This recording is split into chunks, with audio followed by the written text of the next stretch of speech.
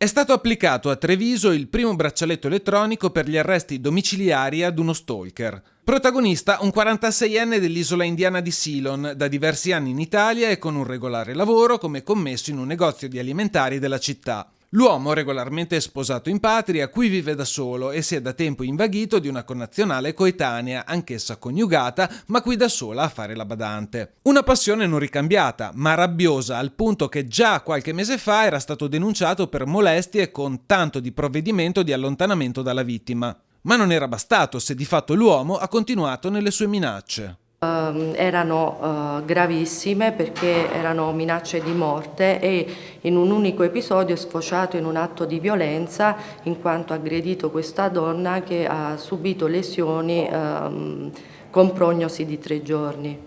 Quest'uomo perseguitava questa donna con lettere minatorie, minacciandola anche di morte, addirittura di darle fuoco in un'occasione e ha proseguito per un lungo lasso di tempo perché partiamo da settembre con questa indagine ponendo in essere tutta una serie di atti qualificati appunto come atti persecutori. Ecco, adesso che siamo arrivati al braccialetto elettronico, perché? Perché lui si metteva anche sotto casa, insomma, proprio non la mollava.